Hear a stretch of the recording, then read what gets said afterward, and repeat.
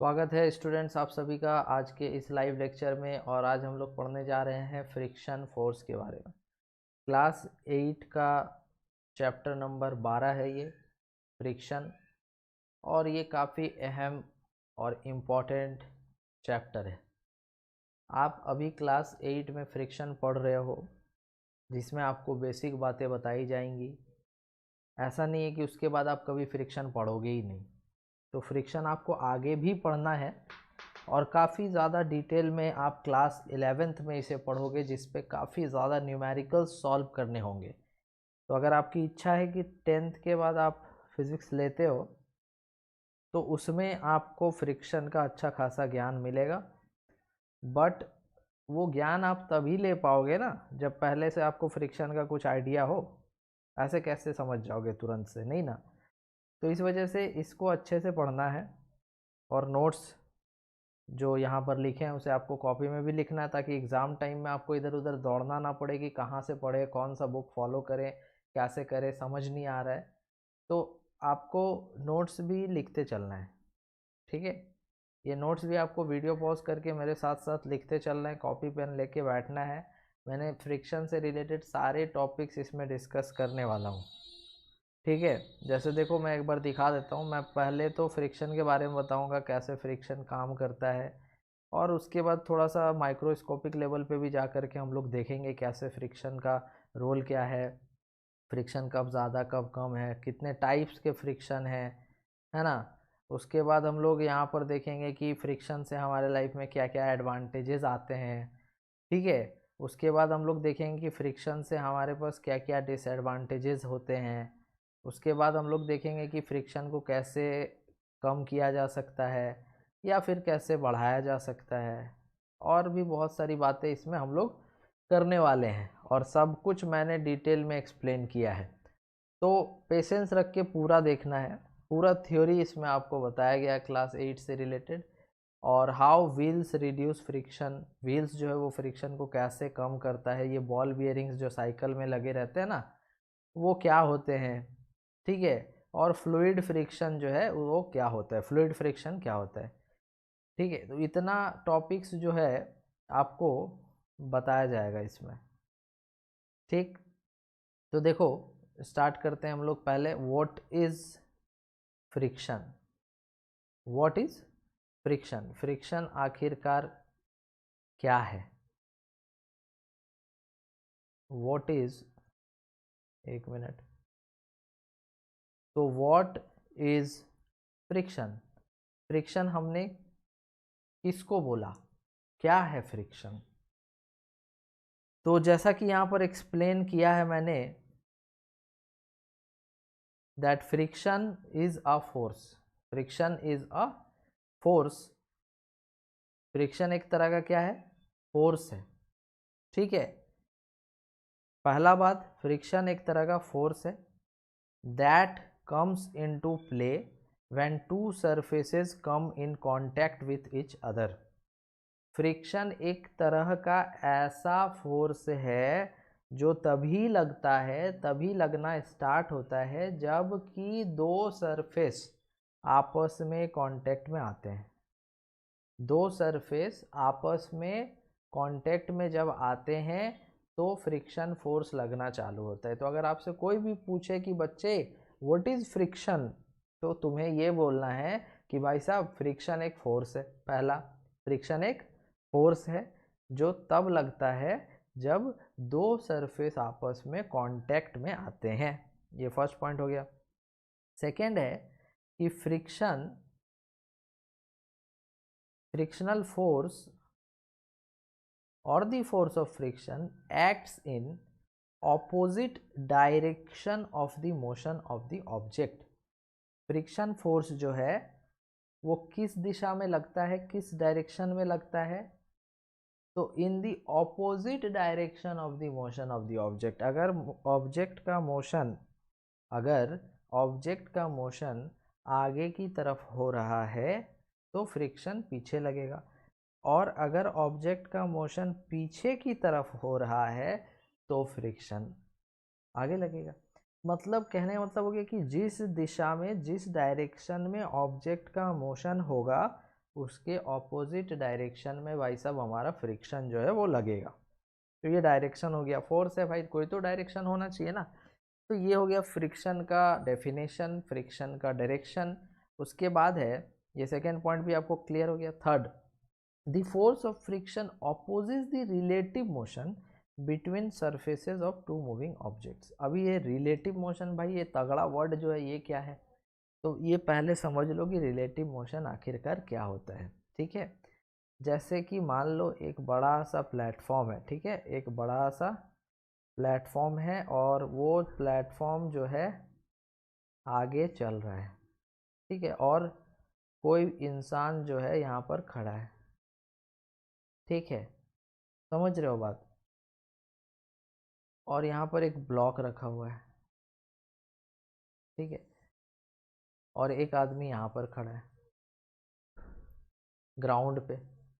तो देखो, जब ये प्लेटफॉर्म आगे जाएगा तो यहाँ पर ये पीछे खिसकेगा। आपको भी पता है कि बहुत तेज ये आगे अगर जा रहा है एक्सेलरेट करता हुआ, तो ये जो प्लेटफॉर्म है, ये सॉरी, ये जो बॉक्स है ना, ये छोटा सा बॉक्स जो उसके ऊपर रखा हुआ है, ये स्लिप करता हुआ पीछे जाएगा। तो इस आदमी को तो ये ब्लॉक पीछे जाता हुआ दिखाई देगा, लेकिन इसको तो इस प्लेटफॉर्म के साथ वो आगे बढ़ता हुआ दिखेगा ना। मतलब क्या हो गया कि ये इंसान इस बॉक्स का मोशन इस वाले प्लेटफॉर्म से खड़े होकर के देख रहा है, लेकिन ये इंसान इस बॉक्स का मोशन ग्राउंड से खड़े होकर देख रहा है कि नहीं। तो दोनों के अनुसार हमारा मोशन अलग अलग हमें दिखेगा। समझ रहे हो बात। तो यहाँ पर बात करेंगे कि the motion of the block with respect to this man A, और यहाँ पर बात करेंगे the motion of the block with respect to this man B. तो इसी को कहते हैं रिलेटिव मोशन। मतलब कि मोशन को देखने का अलग अलग नज़रिया हो सकता है, अलग अलग फ्रेम से, अलग अलग जगह से हम एक ही मोशन को अलग अलग तरीके से देख सकते हैं। समझ रहे हो बात। तो रिलेटिव मोशन में थोड़ा अगर हम लोग बहुत बेसिक में यहाँ पर याद रखना चाहें, तो और एक बहुत आसान सा एग्जाम्पल मैं तुम्हें दे के समझाता हूँ कि जैसे देखो, अगर मान लो कि यहाँ पर एक ब्लॉक है, उसके ऊपर एक छोटा सा ब्लॉक है, ये आगे जा रहा है तो ये पीछे खिसकेगा, है ना। तो इस ब्लॉक के रेस्पेक्ट में ये पीछे जा रहा है, मतलब कि motion of block B with respect to A is backward. इसी को कहते हैं रिलेटिव मोशन। मतलब एक दूसरे के अनुसार। रिलेटिव का मतलब क्या होता है, विथ रेस्पेक्ट टू। रिलेटिव का मतलब होता है विथ रेस्पेक्ट टू। तो मोशन जो है एक दूसरे के अनुसार कैसा दिख रहा है। तो अगर ए आगे जा रहा है तो ए के अनुसार बी पीछे खिसकेगा। तो ए और बी में रिलेटिव मोशन है, ठीक है। अगर वही ए और बी साथ में जाता, बी खिसकता नहीं, ऊपर में फिक्स रहता, तो हम कहते हैं ए और बी के बीच में कोई रिलेटिव मोशन नहीं हो रहा है। समझ रहे बात। फिर से एक बात कि जैसे ये बी है और उसके नीचे जो है ए है, ठीक है, ए और बी। अभी ए और बी साथ में आगे चल रहे हैं एक साथ, तो यहाँ पर हम बोलेंगे कि ए और बी के बीच में कोई भी रिलेटिव मोशन जो है नहीं है, ठीक है।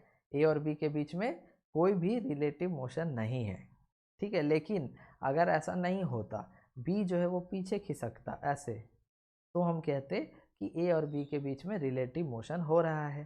समझ रहे हो। या फिर ऐसा होता, या फिर ऐसा भी होता कि ये 2 मीटर पर सेकेंड से आगे जा रहा है और ये 1 मीटर पर सेकेंड से आगे जा रहा है, तो भी हम कहते कि ए और बी के बीच में रिलेटिव मोशन हो रहा है, दोनों एक साथ तो नहीं चल रहे हैं। समझ रहे हो। 2 जो है वो तेजी से आगे जा रहा है, ए जो है वो धीरे धीरे आगे जा रहा है। मतलब ए के अनुसार तो बी पीछे छूटता जाएगा ना, पीछे छूटता जाएगा ना। तो यही रिलेटिव मोशन का कॉन्सेप्ट होता है, जो हम लोग हायर क्लासेस में थोड़ा अच्छे ढंग से और अच्छे डिटेल में पढ़ेंगे। अभी बस इतना याद रखो दैट रिलेटिव मोशन का मतलब होता है motion of an object with respect to other, ठीक है। तो फ्रिक्शन क्या करता है, the force of friction opposes the relative motion between the surfaces of two moving objects, ठीक।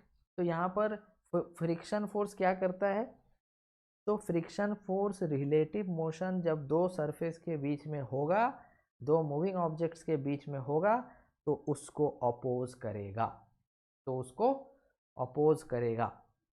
समझ गए। तो जैसे फॉर एग्जांपल यहाँ पर हमारा ये ब्लॉक है ए और ये ब्लॉक है बी। अभी मान लो कि ए आगे जा रहा है और बी पीछे जा रहा है, तो फ्रिक्शन चाहेगा कि बी को पीछे नहीं जाने देना, इसीलिए फ्रिक्शन उसके ऑपोजिट डायरेक्शन में लग करके उस मोशन को रोकना चाहेगा, अपोज करना चाहेगा। वही इस लाइन में लिखा हुआ है जो मैंने तुम्हें डिटेल में थोड़ा बताया, बिकॉज ये थोड़ा समझना मुश्किल है, बट अब तुम्हें समझ आ गया होगा कि फोर्स ऑफ फ्रिक्शन क्या करता है, रिलेटिव मोशन को अपोज करता है। यहाँ पर बी का रिलेटिव मोशन ए के अनुसार पीछे की तरफ है, तो उसको अपोज करने के लिए फ्रिक्शन को यहाँ पर बी पे आगे लगना पड़ेगा। तो इस तरह से फ्रिक्शन की डायरेक्शन को हम लोग डिसाइड करते हैं, ये भी तुम कॉपी में नोट डाउन कर लो। तो ये 3 पॉइंट्स हमारे जो हैं क्लियर हो चुके हैं। अब आगे बढ़ते हैं।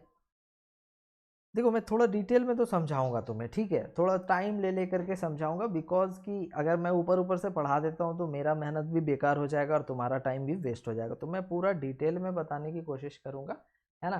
तो लाइक ज़रूर करना इस वीडियो को और अपने फ्रेंड्स के साथ ज़रूर शेयर करना यार प्लीज़, है ना। और कॉमेंट्स ज़रूर करना है और बताना है कि कौन कौन सा चैप्टर या कोई भी क्वेश्चन है जो तुम्हें समझ ही नहीं आता है, टीचर तो पढ़ा देते हैं बट तुम्हें समझ नहीं आता, तो वो सब कॉमेंट करके ज़रूर बताना यार। नेक्स्ट नेक्स्ट देखो यहाँ पर जैसे कि हमारे पास एक बड़ा सा अलमीरा है, ठीक है, और हम लोग क्या कर रहे हैं ना, हम लोग इसे पुश कर रहे हैं। अब बहुत ताकत लगा दी भाई इसने, बहुत ताकत लगा दी है। अब ये चाह रहा है कि इसको आगे पुश करके ही रहना है, इसीलिए इसने देखो इधर ऐसे पुशिंग फोर्स लगा के रखा है ना, ये पुशिंग फोर्स लगा करके रखा हुआ है। अब ये चाहता है कि इसको किसी भी हाल में भाई आगे धक्का दे देना है। तो यहाँ पर हम लोग देख रहे हैं कि ये अलमीरा की मोशन जो है आगे होने लगी। तो अब ये अलमीरा अगर आगे मूव करने लगा भैया, तो फ्रिक्शन तो इसके ऑपोजिट में लगना चाहिए। तो वही यहाँ पर दिखाया हुआ है दैट कि फ्रिक्शन और फोर्स ऑफ फ्रिक्शन यहाँ पर पीछे लग रहा है। तो इस डायग्राम से तुम्हें अच्छे से क्लियर हो गया होगा दैट कि इस अलमीरा को बहुत ताकत लगा के इस बेचारे ने आगे पुश कर दिया, तो मोशन इसका अलमीरा का आगे होने लगा। तो अब इस तरह से फोर्स ऑफ फ्रिक्शन जो है वो पीछे की तरफ लग रही है। तो यहाँ पर मोशन के ऑपोजिट डायरेक्शन में हमारा फोर्स ऑफ फ्रिक्शन जो है लग रहा है। नेक्स्ट अब हम लोग आ जाते हैं force that can affect friction. Force that can affect friction, इसका क्या मतलब है कि कौन कौन सा, सॉरी फोर्स नहीं, factors, factors that can affect friction, कौन कौन सा फैक्टर्स है। फैक्टर्स कहने का मतलब कौन कौन सी वजह से फ्रिक्शन जो है अफेक्ट हो सकता है, समझ रहे हो। जैसे कोई बंदा है, अभी वो बाहर निकला है धूप में, बहुत ज़्यादा धूप है, तो उस धूप की वजह से उसका जो काम करने का जो कैपेबिलिटी है वो इफेक्ट होगा, परेशान होगा, पसीना आएगा। तो इस वजह से क्या होगा, उसकी बॉडी डिहाइड्रेट होगी, तो उसका जो काम करने का कैपेबिलिटी है वो थोड़ा कम हो जाएगा। तो यहाँ पर कौन सा फैक्टर है जो उसके काम करने की कैपेबिलिटी को घटा दे रहा है, तो धूप, ठीक है। उसी तरह से मान लो कि बहुत बाहर में ठंड है, ठीक है, और कोई इंसान चाहता है कि उसको जाना है कहीं पर, तो उसकी कैपेबिलिटी घट जाएगी। अगर वो ऐसे ही बिना तैयारी के निकल जाता है, बिना कोई स्वेटर वगैरह पहने निकल जाता है, ठंड में बहुत ज़्यादा ठंड पड़ रही है, बर्फ़ पड़ रहे हैं, तो बेचारा वो उसकी जो कैपेबिलिटी है वो घट जाएगी। तो यहाँ पर उस फैक्टर्स, समझ रहे हो, फैक्टर्स मतलब क्या हो गया कि कौन कौन सा फैक्टर से जो फ्रिक्शन को इफेक्ट कर सकता है। तो यहाँ पर जैसे कि डायग्राम में देखो, ये डायग्राम में जो बनाया हुआ है वो तुम्हें समझ आएगा, पहले तो इसको पढ़ लो कि द इरेग्युलरिटीज ऑफ सरफेस। अब ये इरेग्युलरिटी ऑफ सरफेस क्या है भाई, इरेग्युलरिटी ऑफ सरफेस क्या है। देखो यार, तुम किसी भी सरफेस को टच करोगे ना, तो तुम्हें तो लगेगा कि भाई कितना चिकना सरफेस है, लेकिन ऐसा नहीं होता है। अगर हम लोग उसको माइक्रोस्कोपिक लेवल पे देखें, मतलब जूम करके देखें, क्या करके देखें, जूम करके देखें अगर हम लोग किसी सरफेस को, तो हमें पता चलता है कि नहीं भाई, ये सरफेस पूरी तरह से स्मूथ नहीं है, कुछ ना कुछ खुरदरा तो है। तो वही यहाँ पर तुम्हें मैंने जूम करके दिखाया है कि यहाँ पर दो सरफेस आपस में कांटेक्ट में है। कौन कौन से सरफेस हैं, एक तो भाई बड़ा सा बॉक्स है और एक ग्राउंड है। ये दो सरफेस जो है आपस में कांटेक्ट में है, ठीक है। अब इन दोनों सरफेस के बीच में मोशन हो रहा है, रिलेटिव मोशन हो रहा है, ये बॉक्स आगे जाना चाहता है, ठीक है। तो फ्रिक्शन जाहिर सी बात है उसके ऑपोजिट डायरेक्शन में ऐसे पीछे लगेगा, है ना। तो एक्चुअल में फ्रिक्शन लग क्यों रहा है, तो जब हमने इस छोटे से पार्ट को जूम करके देखा, क्या करके देखा, जूम करके देखा, तो हमें पता चला कि ये वाला सरफेस कुछ इस तरह से है। ये बॉक्स का सरफेस है खुरदरा सा, और ये ग्राउंड का सरफेस है खुरदरा सा। मतलब कि सरफेस में इरेग्युलरिटीज हैं। क्या है? इरेग्युलरिटीज हैं सरफेस में।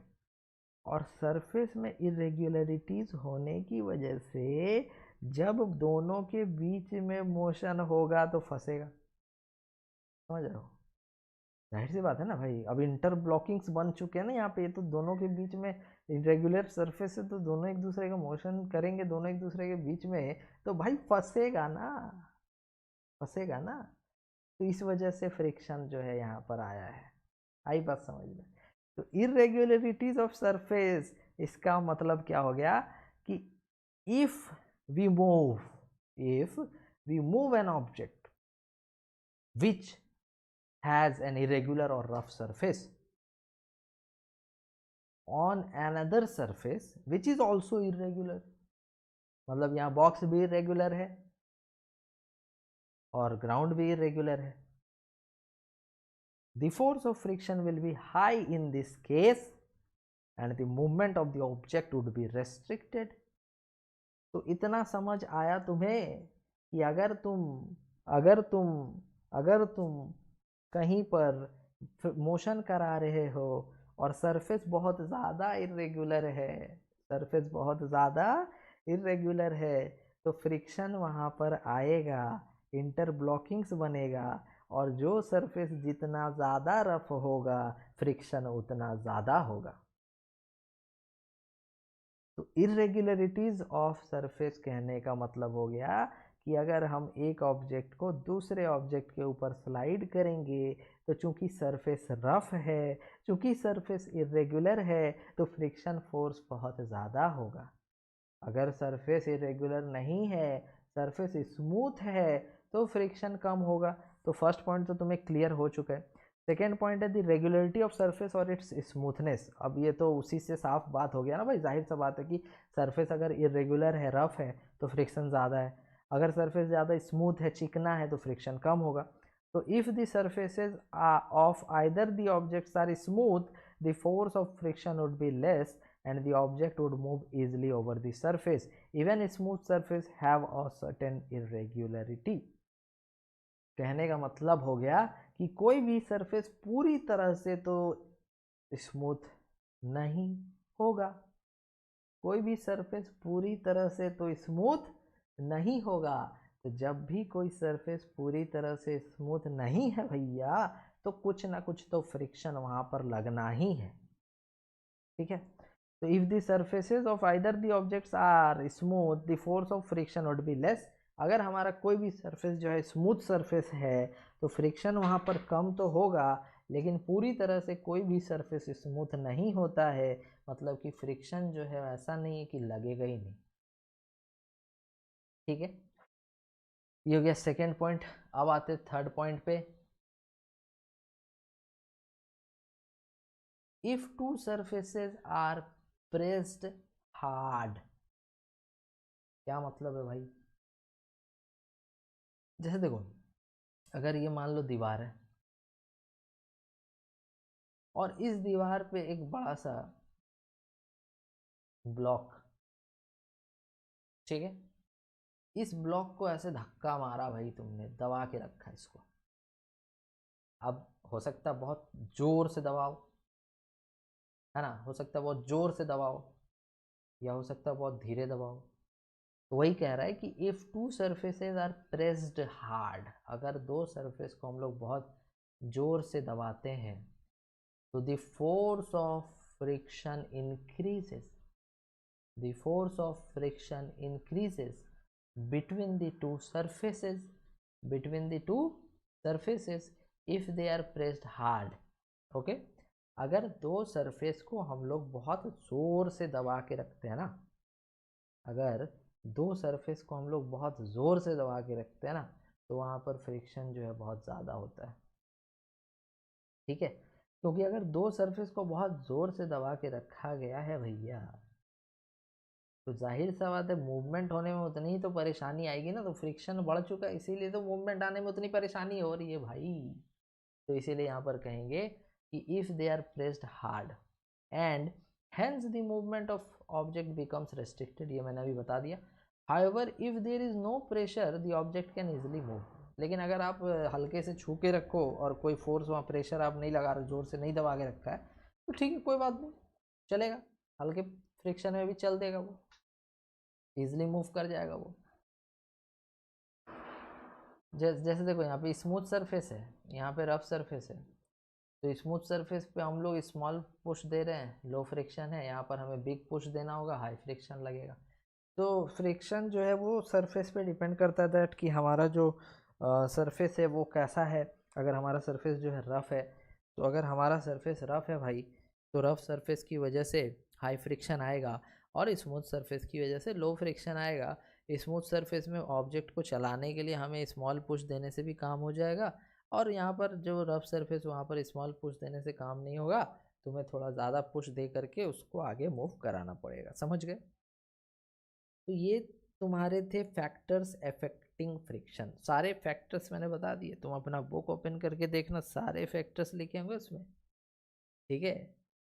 समझ रहे हो? मैंने तुम्हारे बुक को फॉलो करके ये नोट्स बनाया है ताकि तुम अच्छे से इजीली समझ पाओ, ठीक है? ऐसे ही मुझे कोई हवा नहीं देना कि देखो भाई मैं इतना जानता हूँ, ये टफ नोट्स लो, ये लो, इधर की बातें उधर की बातें, कुछ भी नहीं, एकदम सिंपल तुम्हारे बुक के अकॉर्डिंग ये नोट्स हैं, ठीक है? ताकि तुम्हें एग्जाम पॉइंट ऑफ व्यू से सारा पूरा चैप्टर जो है ना अच्छे से समझ आए। Next, types of friction. अभी आते टाइप्स ऑफ फ्रिक्शन। देखो टाइप्स ऑफ फ्रिक्शन में पहला होता है स्टैटिक फ्रिक्शन। पहला क्या है? Static friction. दूसरा क्या है? Sliding friction. दूसरा क्या है? Sliding friction. तीसरा क्या है? Rolling friction. तीसरा क्या है? Rolling friction. उसके बाद चौथा क्या है? Fluid friction. Fluid friction. तो ऐसे चार नाम तुम्हें याद रखने हैं। पहला स्टैटिक फ्रिक्शन, दूसरा स्लाइडिंग फ्रिक्शन, तीसरा रोलिंग फ्रिक्शन, चौथा फ्लूइड फ्रिक्शन। ये चार तरह के फ्रिक्शन हम लोग यहाँ थोड़ा थोड़ा बात करने वाले हैं, दैट ये आखिरकार क्या क्या फ्रिक्शन है, टाइप्स में क्यों हमने बांट दिया। जैसे होते हैं ना कि मान लो तुम कहीं आइसक्रीम खाने गए, ठीक है? तुमने बोला भाई आइसक्रीम दे दो, अभी उस आइसक्रीम वाले ने तुम्हें एक बड़ा सा मेन्यू पकड़ा दिया, अब लो भाई क्या खाओगे? वनीला, स्ट्रॉबेरी, ठीक है, क्या होता है, एक वो पिस्ता, क्या पिस्ता होता है, एक आम फ्लेवर होता है, बहुत सारा फ्लेवर है। तो टाइप्स ऑफ फ्लेवर तो अलग अलग हो गए। देखो सारे आइसक्रीम ही है, समझ रहे हो ना, सारे के सारे आइसक्रीम है, सबको खाने में मज़ा उतना ही आने वाला है, ठीक है? बस डिपेंड करता है कि कौन किसको ज़्यादा पसंद करता है। हो सकता है कोई वनीला ज़्यादा पसंद करता हो सकता है कोई स्ट्रॉबेरी ज़्यादा पसंद करता हो, तो डिपेंड करता है ना कि तुम्हें कौन सा ज़्यादा पसंद है। उसी तरह से फ्रिक्शन ही है, ये चारों फ्रिक्शन ही है, लेकिन कब कैसा सिचुएशन है उसके अकॉर्डिंग कौन सा फ्रिक्शन लगेगा, ये यहाँ पर देखना है, ठीक है? तो फर्स्ट है स्टैटिक फ्रिक्शन। अभी स्टैटिक फ्रिक्शन क्या है भाई? तो द फ्रिक्शनल फोर्स, कौन सा force? The frictional force that comes into play until an object starts moving is called static friction। अब हिंदी में बात कर लेते हैं हम लोग, है ना? तो ऐसा फ्रिक्शनल फोर्स जो लग रहा है, लगता रहेगा जब तक वो ऑब्जेक्ट जो है मूव करना चालू ना कर दे। वंस मोर, फ्रिक्शनल फोर्स, वो फ्रिक्शनल फोर्स जो लग रहा है और लगता रहेगा जब तक कि ऑब्जेक्ट मूव करना स्टार्ट ना कर दे। स्टैटिक का मतलब ही होता है रेस्ट, ठीक है? स्टैटिक का मतलब ही होता है रेस्ट। तो यहाँ पर कहा जा रहा है ऐसा फ्रिक्शन जो लग रहा है और लगता रहेगा जब तक कि ऑब्जेक्ट जो है मूव करना स्टार्ट ना कर दे। मतलब कि भाई ऑब्जेक्ट रेस्ट पे है यार, जिस सरफेस पे भी रखा हुआ है उस सरफेस पे वो रुका हुआ है, चल नहीं रहा है। तो स्टैटिक मतलब क्या हुआ? वही तो हुआ। स्टैटिक मतलब क्या हुआ भाई? स्टैटिक मतलब रेस्ट ही तो हुआ। तो ऐसा फ्रिक्शनल फोर्स जो लग रहा है और लगता रहेगा जब तक कि ऑब्जेक्ट हमारा चलना स्टार्ट ना कर दे उसे हम स्टैटिक फ्रिक्शन कहते हैं। देखो जो हिंदी में मैं बता रहा हूँ वो जा कर के अपने एग्ज़ाम में तो लिख नहीं सकते भाई तुम। अब मेरे जा कर के तुमने लिख दिया, वहाँ पर पूछा what is static friction, define static friction, तुमने आराम से निकाला, अरे यार सर ने बताया था लिखो ना कि ऐसा फ्रिक्शनल फोर्स जो लग रहा है और लगता रहेगा जब तक कि बॉडी मूव करना स्टार्ट ना कर दे। लिख के आ गए, बोले हाँ हो गया। नंबर तुम्हें आएंगे 0। ये समझने के लिए, इसको समझना है इस तरह से, याद तो तुम्हें यही करना होगा जो यहाँ लिखा हुआ है, समझ रहे हो। तो अगर तुम हिंदी में समझ के रखते हो ना तो अंग्रेजी में तुम्हें याद करने में, रट्टा मारने में बहुत आसान होगा। ठीक है। तो the frictional force that comes into play until an object starts moving is called static friction. उसके बाद है कि an object has to overcome the static friction in order to start its movement. अरे भाई तो वही तो बोला कि अगर ऑब्जेक्ट रेस्ट पे है तो स्टैटिक फ्रिक्शन लग रहा है। अगर चाहता है कि वो मोशन करे, अगर वो चाहता है कि अपना मूवमेंट स्टार्ट करे तो उसको आना तो पड़ेगा, ये इसको स्टैटिक फ्रिक्शन से बाहर तो निकलना होगा, स्टैटिक फ्रिक्शन को पार तो करना होगा ना। तो क्या अलग लिखा हुआ है यहाँ पे। तो किसी भी ऑब्जेक्ट को स्टैटिक फ्रिक्शन को जो है यहाँ पर ओवरकम तो करना ही पड़ेगा अगर चाहता है, क्या चाहता है कि अपना मूवमेंट को वो स्टार्ट करे। ठीक है, समझ रहे हो। नेक्स्ट है स्लाइडिंग फ्रिक्शन। तो sliding friction comes into play whenever an object moves along the surface of another object। अब देखो स्टैटिक फ्रिक्शन में ऑब्जेक्ट हमारा किसी भी ऑब्जेक्ट किसी भी सरफेस के ऊपर जो ऑब्जेक्ट रखा हुआ था रेस्ट पे था। लेकिन स्लाइडिंग फ्रिक्शन में क्या हुआ, तो स्लाइडिंग फ्रिक्शन में अब हमारा ऑब्जेक्ट जो किसी सरफेस के ऊपर रखा हुआ था वो चलने लगा, वो चलने लगा। तो यहाँ पर कौन सा फ्रिक्शन आ गया, स्लाइडिंग फ्रिक्शन। अरे नाम से ही साफ पता चल रहा है कि बॉडी स्लाइड करेगा तो स्लाइडिंग फ्रिक्शन ही तो लगेगा। अगर बॉडी स्लाइड करेगा तो स्लाइडिंग फ्रिक्शन ही लगेगा ना भाई। ठीक है। तो sliding friction comes into play whenever an object moves along the surface of another object. बहुत आसान है। ठीक है, कोई दिक्कत नहीं होनी चाहिए, है तो कोई बात नहीं, कमेंट कर सकते हो। तो sliding friction comes into play when an object moves along the surface of another object. अब हम लोग आगे आ जाते हैं। हाँ एक रिक्वेस्ट है, अगर आपने एडवेंचर्स EDUVENTURE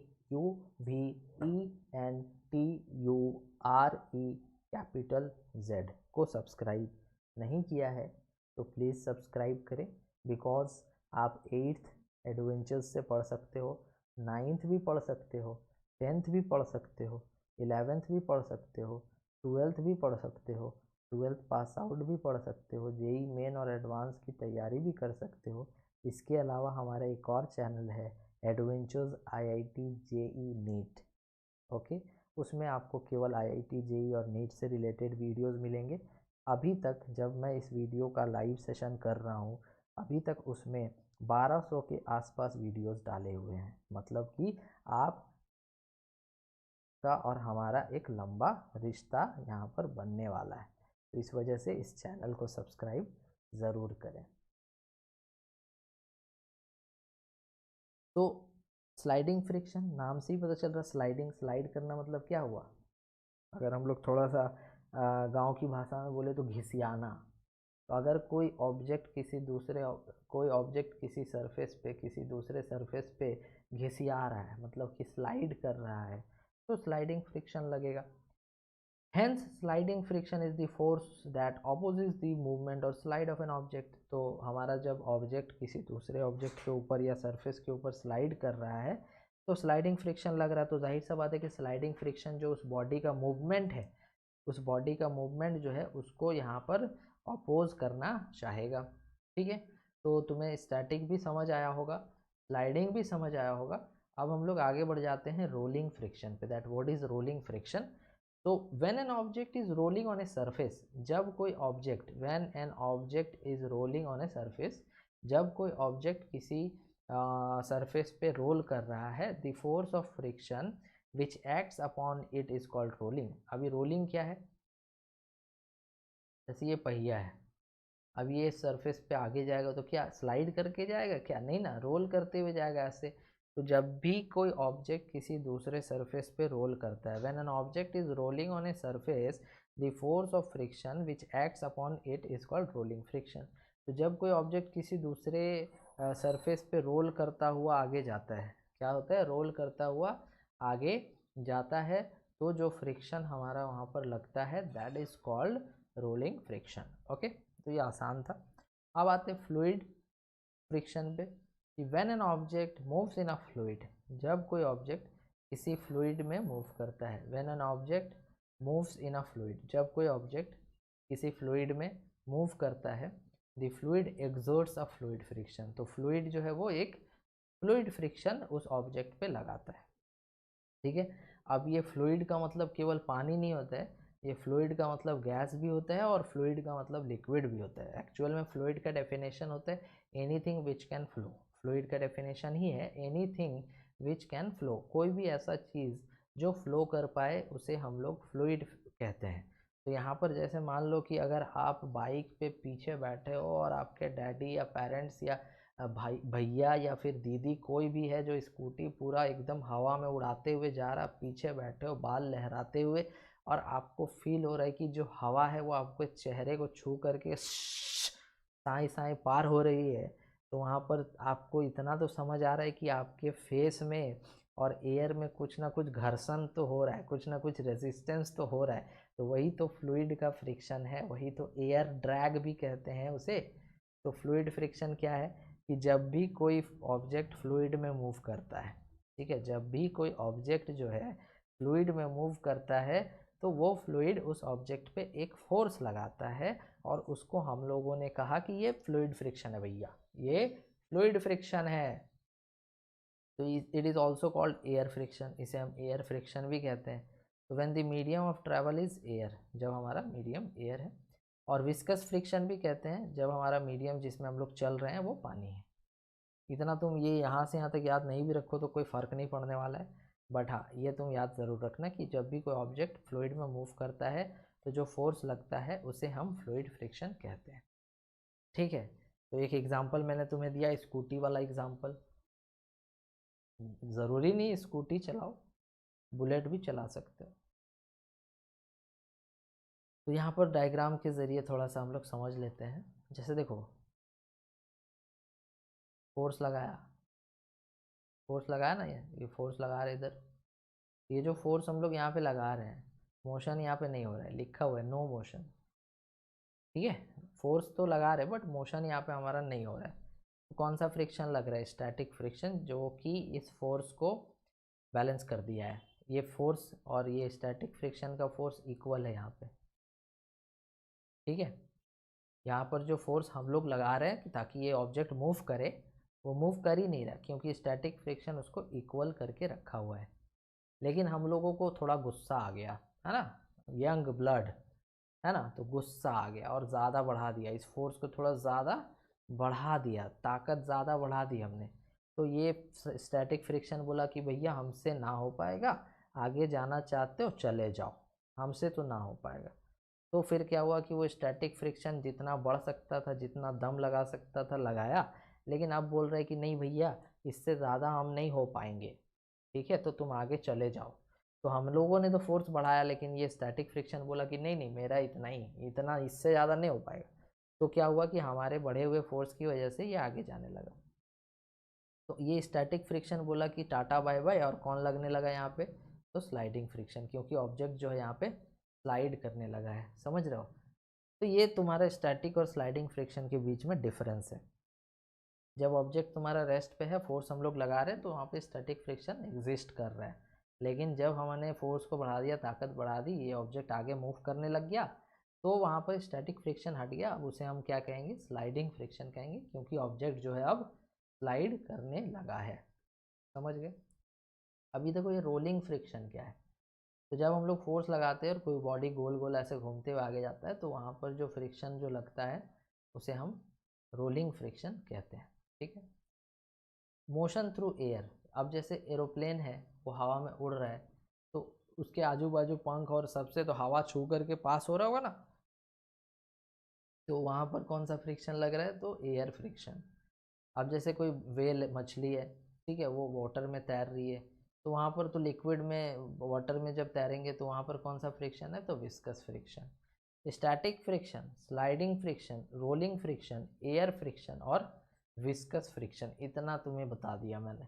अब इससे ज़्यादा कोई क्या बताएगा, अभी तुम्हारा ट्यूशन टीचर तो इससे ज़्यादा नहीं बताने वाला यार, ठीक है। चलो नेक्स्ट। अब देखो यहाँ पर ये जो टेबल है, ये जो टेबल देख रहे हो, ये इंपॉर्टेंट है। क्यों इंपॉर्टेंट है, क्योंकि ये तुमको बताता है कि कौन सा वैल्यू जो है सबसे अधिक होता है। तो हमारा स्टैटिक फ्रिक्शन जो है वो सबसे अधिक होता है, स्लाइडिंग फ्रिक्शन जो है कम होता है, और रोलिंग फ्रिक्शन उससे भी कम होता है। अभी बहुत सारे बच्चे यहाँ पे सोचने लगे होंगे, अगर सोच रहे होंगे, जो बच्चे सोच रहे होंगे उनकी बात कर रहा हूँ, कि सर आपने तो बोला कि यहाँ पर स्टैटिक फ्रिक्शन हार मान चुका है, कि हमसे ना हो पाएगा भैया, अब उसके बाद आया है स्लाइडिंग फ्रिक्शन, तो स्लाइडिंग फ्रिक्शन ज़्यादा होना चाहिए ना सर। देखो, जब किसी ऑब्जेक्ट का मोशन कराना होता है ना, वो टफ होता है। एक बार जब मोशन हो जाता है, एक बार जब मोशन हो जाता है, तो उस मोशन को कंटिन्यू करके करना, कंटिन्यू रखना आसान होता है, समझ रहे हो। तो यहाँ पर जब तुम मोशन को करा दिए, कंटिन्यू रखना है, अब उसे वो स्लाइड करने लग गया है, स्लाइड करना स्टार्ट कर दिया है, तो तुम्हारा स्लाइडिंग फ्रिक्शन जो है नॉर्मल कम ही वैल्यू रखता है स्टैटिक फ्रिक्शन से। वैसे तुम जब 11th में जाओगे तो मैं तुम्हें यहाँ पर स्टैटिक के बदले लिमिटिंग लिखूंगा, अभी मैं उसकी चर्चा बिल्कुल भी नहीं करूँगा, वरना तुम कंफ्यूज हो जाओगे। जो बच्चे जानते हैं वो हंस रहे होंगे कि सर मुझे पता है, मुझे पता है। यार कोई बात नहीं, बट मैं इसका नाम यहाँ पे नहीं लूँगा। बस तुम इतना याद रखो दैट कि जो हमारा स्टैटिक फ्रिक्शन होता है भैया, वो सबसे अधिक होता है, और उसके बाद हमारा काइनेटिक और सॉरी स्लाइडिंग और रोलिंग होता है, ठीक है। तो तुम जब 11th में जाओगे ना, तो मैंने पढ़ाया वैसे वो उस वाले चैनल में, मैंने फ्रिक्शन के बारे में काफ़ी अच्छा लंबा चौड़ा लेक्चर दिया है 11th के व्यू से। लेकिन तुम तो 8th में हो, तुम मेरे प्यारे बच्चे हो, तो मैं तुम्हें ज़्यादा प्रेशर दे करके यहाँ पर लिमिटिंग फ्रिक्शन लिखना नहीं चाहता हूँ, ठीक है। तो इतना याद रखना कि दैट स्टैटिक फ्रिक्शन सबसे अधिक, उसके बाद स्लाइडिंग फ्रिक्शन, उसके बाद रोलिंग फ्रिक्शन, इस तरह का सीक्वेंस यहाँ पे बनता है, ठीक है। अब हम लोग अगले टॉपिक पे आ जाते हैं बच्चों, एडवांटेजेस ऑफ फ्रिक्शनल फोर्स।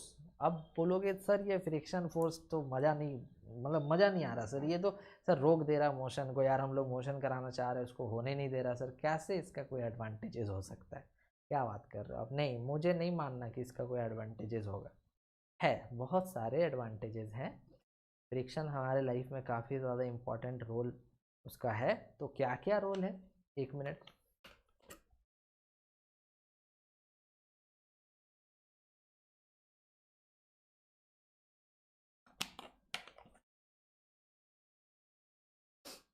देखो, frictional force is necessary for various purposes in our daily lives.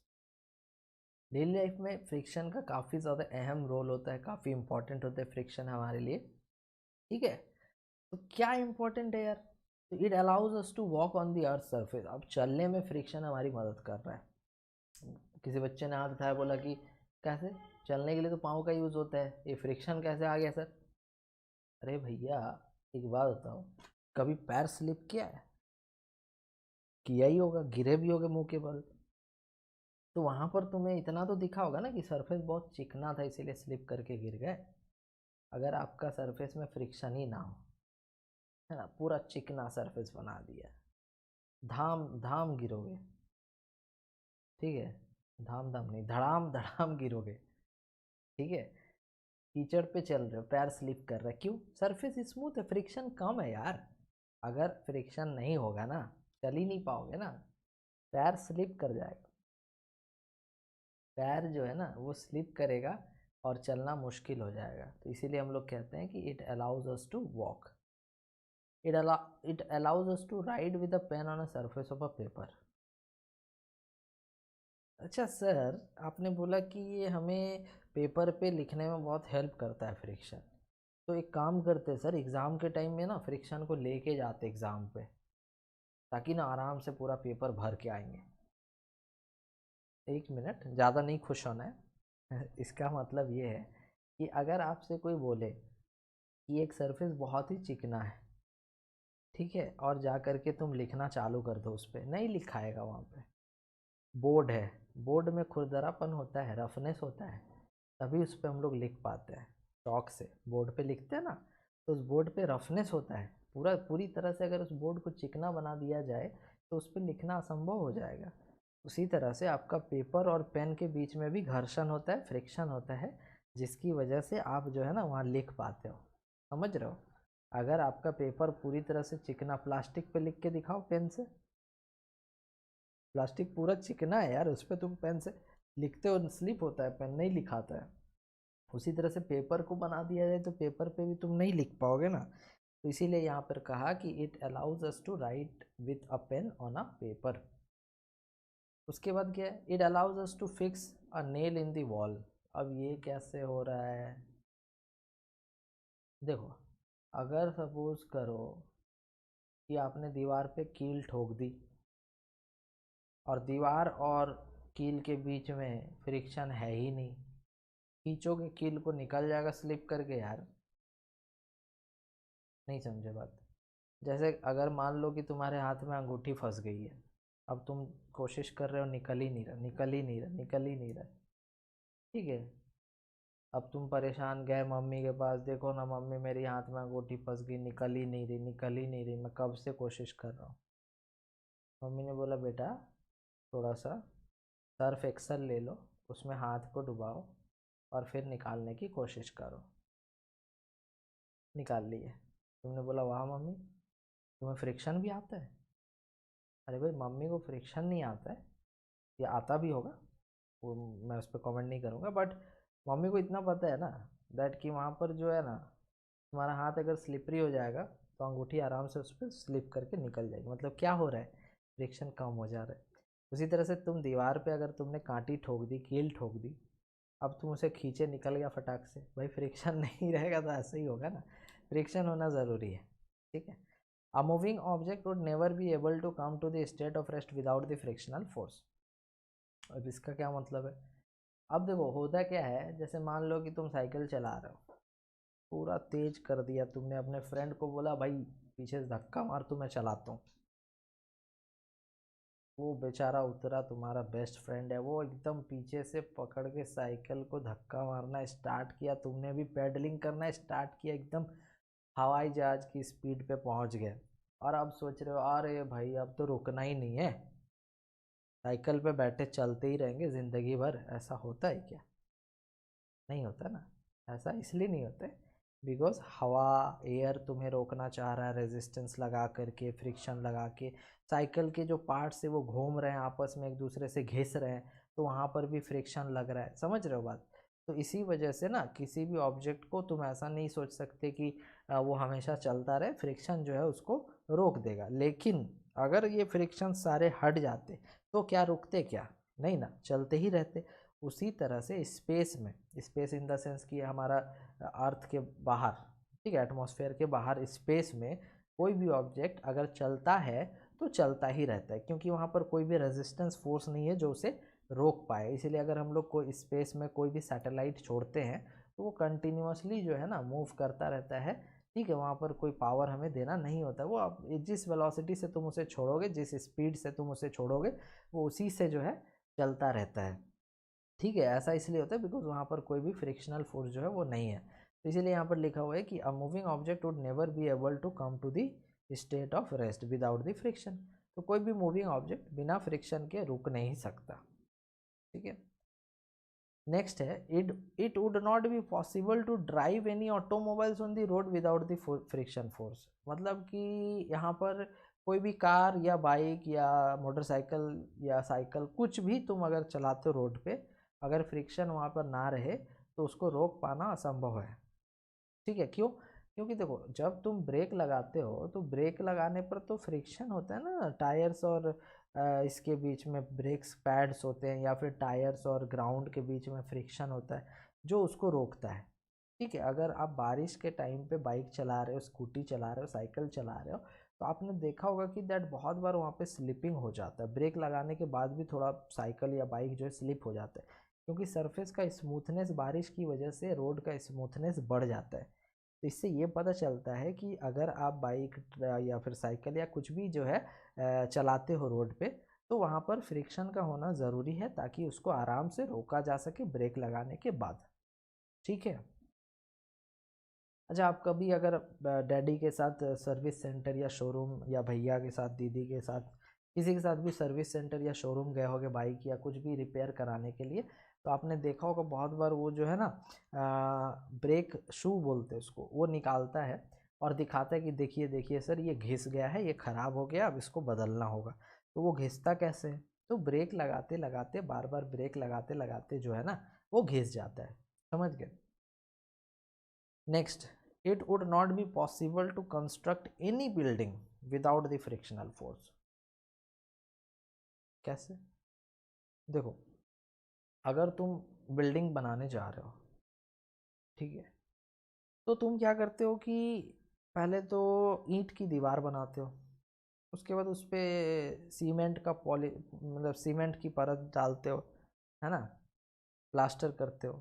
तो वहाँ पर जब प्लास्टर आप करते हो, तो अगर उस सीमेंट और ईंट के बीच में फ्रिक्शन का फोर्स ना हो, जैसे कि मान लो हमने ईंट की दीवार खड़ी कर दी, ठीक है, इस तरह से हमने ईंट की दीवार खड़ी कर दी है। अब हम लोग इस पर सीमेंट मारते हैं, एक इस तरह का खुरपी बोलते हैं उसको, इस तरह का होता है, ठीक है। ऐसे खुरपी तो बोलते हैं, मेरे मेरे मेरे को तो यही पता, बट हो सकता है तुम लोग किसी और भाषा में कुछ और बोलते हो। इस पे सीमेंट रखा जाता है और इस पे फटाक से मारा जाता है, वो चिपक जाता है जाके यहाँ पे, फिर उसको ऐसे मिला देते हैं एक लेवल पे। अगर मान लो कि यहाँ पर इस सीमेंट और इस ईंट के बीच में फ्रिक्शन ना रहे, ये धड़ाम से नीचे गिर जाएगा, फिर मारा धड़ाम से नीचे गिर गया, तो ये रुकेगा ही नहीं वहाँ पे। पॉल पॉल तुम तो वहाँ पे प्लास्टर कर ही नहीं पाओगे ना, समझ रहे हो बात? तो ये भी एक रीज़न है कि इसके बिना तो आप लोग घर द्वार बना ही नहीं पाओगे फिर। तो ये हो गया, ये हमारे थे एडवांटेजेस, क्या क्या विशेषता, क्या क्या खासियत, क्या क्यों ज़रूरी है। माचिस की तीली, है ना, माचिस की तीली को अगर हम लोग जलाते हैं तो यहाँ पर देखो, ये जो सरफेस है इसके साथ ये माचिस की तीली का जो है ना फ्रिक्शन होता है, अदरवाइज़ ये जलेगा ही नहीं। अब जैसे फुटबॉलर के जूते मान लो, ये है ना, मेसी या रोनाल्डो, जिसके भी फ़ैन हो भाई, उसके ये जूते हैं, तो ये इसके नीचे जो है इस तरह से जो है ना कील टाइप के लगे होते हैं, जिसे हम कहते हैं स्पाइक्ड शूज़। वो इसलिए होते हैं ताकि जब वो बहुत फास्ट रनिंग करे ग्राउंड में, तो कहीं उनका पैर जो है ना वो स्लिप ना कर जाए, कहीं उनका पैर जो है वो स्लिप ना कर जाए और बेचारे गिरे नहीं। इस वजह से इनका यूज़ किया जाता है, इसे हम कहते हैं स्पाइक्ड शूज़। उसके बाद है कि we are able to drive automobiles. अब जैसे कि रास्ता मान लो टेढ़ा मेढ़ा है, और अगर आप चला रहे हो उसमें गाड़ी और फ्रिक्शन वहाँ पर नहीं है, तो आपका डायरेक्शन जो है चेंज कर पाना मुश्किल हो जाएगा, ठीक है। आपकी बाइक या गाड़ी जो है ना वो स्लिप करेगी, आप ठीक से चला नहीं पाओगे। यहाँ पर तो ये तो मैंने पहले ही बता दिया, राइटिंग ऑन पेपर। तो ये तुम्हारा इतना सारा एडवांटेजेस था। अब हम लोग आ चुके हैं डिसएडवांटेजेस ऑफ फ्रिक्शनल फोर्स। क्या क्या डिसएडवांटेज हम लोग देखते हैं जब हम लोग फ्रिक्शन की बात करते हैं, क्यों ये हमारे लिए बुरा है। अब इतनी सारी अच्छी बात बताने के बाद कुछ बुराइयां भी इस पर निकालना ज़रूरी है। ज़रूरी क्या है, बुराइयां हैं फ्रिक्शन में, बट अच्छाइयाँ भी हैं, मजबूरी है हमारी कि फ्रिक्शन को रखना ही पड़ेगा। तो इस वजह से देखो डिसएडवांटेजेस में क्या क्या आ जाते हैं। अब ये डिसएडवांटेजेस में है कि frictional force results in wear and tear of objects. अब ये वियर एंड टियर क्या है? अब सपोज़ करो कि आपने कभी ऐसा तो देखा होगा कि गेहूँ पिसवाने जाते होगे, बहुत लोग तो आटा भी पिसवाने चले जाते हैं। तो अगर गेहूँ पिसवाने जाते होगे, ठीक है, तो वहाँ पर देखो कन्वेयर बेल्ट्स लगे होते हैं, मतलब कि एक इस तरह का व्हील होता है, एक ऐसा व्हील होता है, और इसके ऊपर जो है बेल्ट लगा रहता है ऐसे, जो दोनों को कनेक्ट करता है और घुमाने की, ये घूमता है तो ये भी घूमता है इस बेल्ट के ज़रिए। तो काफ़ी समय के बाद ये जो बेल्ट है ना ये ख़राब हो जाता है। क्यों ख़राब हो जाता है? क्योंकि ये जब इस पे घूमता है तो घिसता है, फ्रिक्शन की वजह से घिसता है।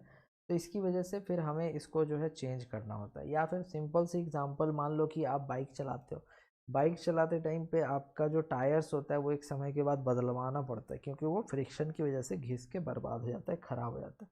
आप अगर स्लीपर्स पहनते हो तो वो भी कुछ समय के बाद घिस के ख़राब हो जाते हैं। तो यहाँ पर फ्रिक्शन जो है बहुत सारे मशीनरी पार्ट्स को या फिर व्हीकल्स के पार्ट्स को या फिर शूज़ के सोल को, इनको घिसता है, फ्रिक्शन की वजह से ये घिसते हैं और कुछ समय के बाद जो है ना ये ख़राब हो जाते हैं, तो इन्हें हमें बदलना होता है, उसमें खर्च आता है। तो इस तरह से अगर देखा जाए तो फ्रिक्शन का ये डिसएडवांटेज हो गया। ठीक है, नेक्स्ट है कि it also results in the production of heat. जैसे कि आपने माचिस की तीली अभी जलाई, तो फ्रिक्शन की वजह से ना वहाँ पे आपने जब दोनों को एक दूसरे में रगड़ा, उस डब्बे को और माचिस को दोनों को एक दूसरे में रगड़ा, तो ना फ्रिक्शन जो है हीट जनरेट किया, जिससे बारूद लगा हुआ था उसमें आग लग गया। यही हुआ ना। तो फ्रिक्शन हीट भी प्रोड्यूस करता है। तो मशीन्स जो होते हैं, मशीन्स कंटिन्यूअसली अगर रन करें, तो मशीन्स जब कंटिन्यूअसली रन होते हैं तो वो बहुत ज़्यादा हीट हो जाते हैं। अब हीट होने से क्या दिक्कत है? हीट होने से क्या दिक्कत? तो हीट होने से क्या होगा कि आपका बहुत सारा जो एनर्जी है वो उसके थ्रू रिलीज़ हो जाता है। ठीक है, उसके थ्रू रिलीज़ हो जाता है। जैसे कि आप बाइक ही चलाते हो अगर, तो बाइक जब चलाते हो तो आपकी बाइक की जो इंजन होती है वो हीट होती है।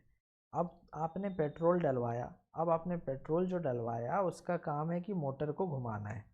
मोटर को घुमाने से फिर वो तुम्हारा जो बाइक है वो चलेगा। तो जब मोटर आपका घूम रहा है, तो आपका मोटर जो घूम रहा है तो उसमें तो कंटिन्यूअसली फ्रिक्शन भी लग रहा है, जिसकी वजह से हीट भी जनरेट हो रहा है। तो जो एनर्जी आपने दी है पेट्रोल जो कन्वर्ट होगा हीट में, और मतलब मोटर को घुमाने में जो एनर्जी जाएगी उसमें कुछ एनर्जी वेस्टेज हो रही है। ठीक है, वो हीट के फॉर्म में जो एनर्जी है वो वेस्ट हो रही है। तो it results in the production of heat leads to wastage of energy. ठीक है, नेक्स्ट है कि the frictional force also leads to decrease in the speed of a moving object और सम टाइम स्टॉप्स इट। ये पहले भी हमने चर्चा करी कि अगर आप साइकिल चलाते हो और अपने फ्रेंड को बोलते हो जोर से धक्का मारो, मैं अभी पेडलिंग करता हूँ और हम लोग बहुत तेज कर देंगे और ये कभी नहीं रुकेगा।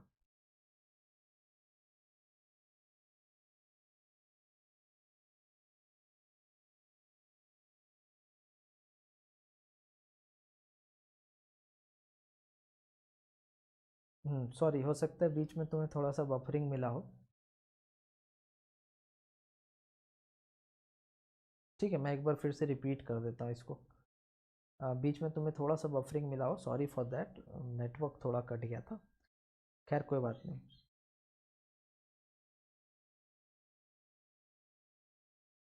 तो मैं इसको एक बार रिपीट कर देता हूँ, ठीक है, ताकि कोई प्रॉब्लम ना हो किसी को।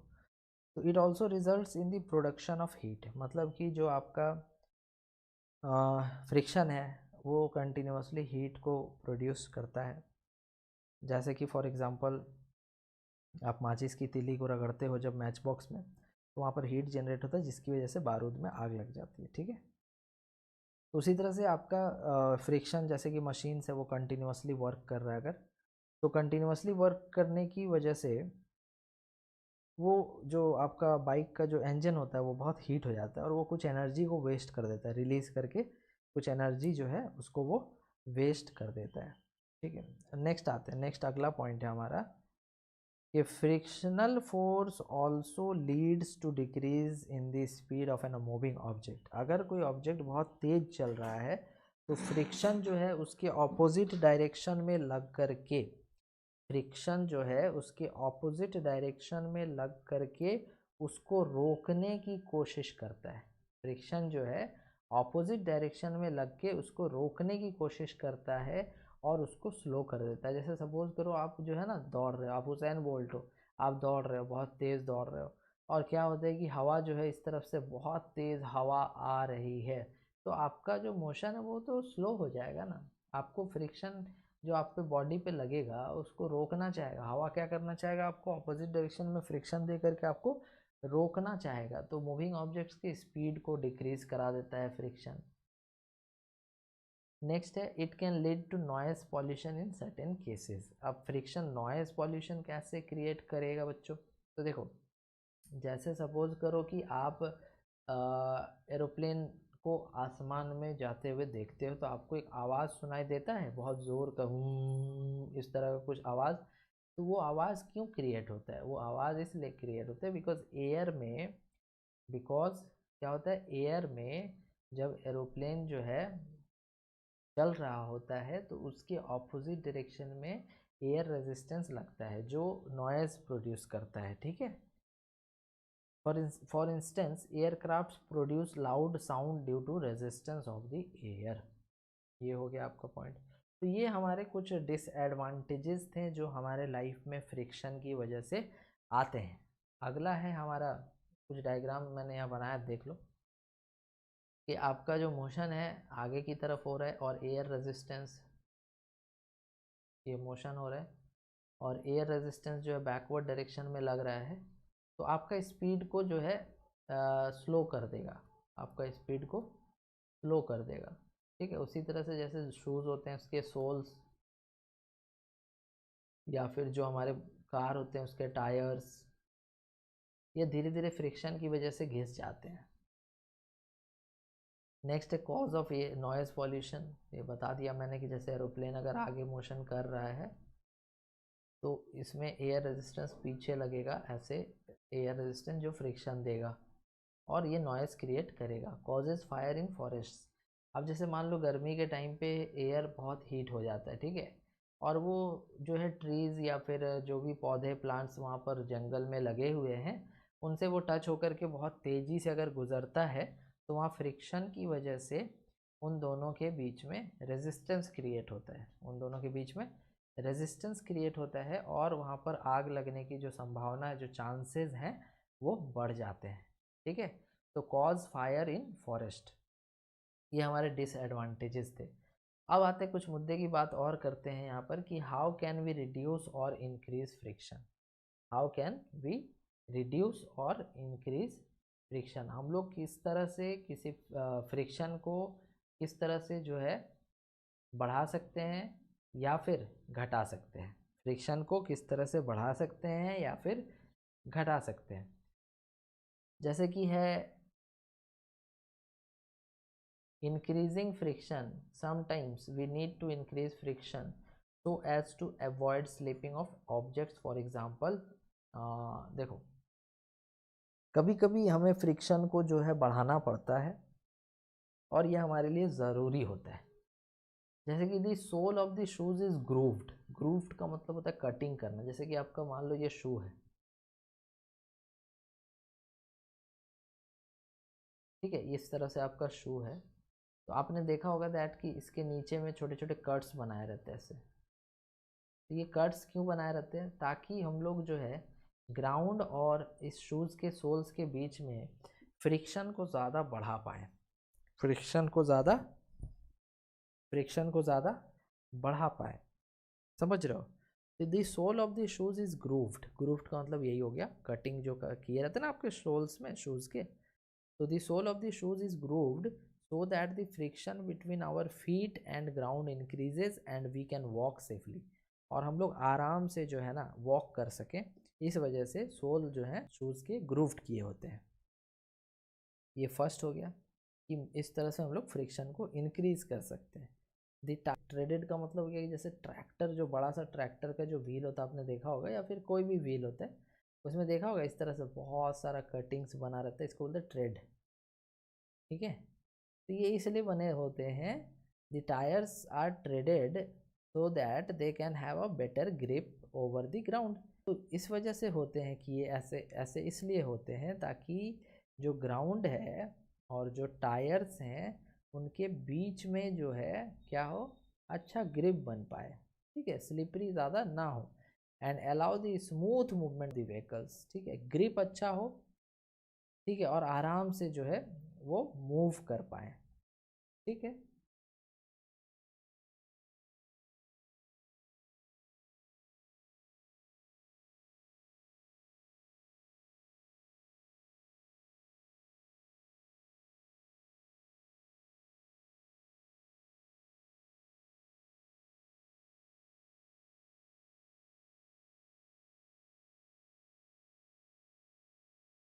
नेक्स्ट पॉइंट है हमारा, ये दो पॉइंट हो गए, इन दोनों पॉइंट्स के ज़रिए आप फ्रिक्शन को बढ़ा सकते हो, ठीक है। नेक्स्ट है Brake pads are used in bikes to stop them suddenly from moving by increasing the amount of friction.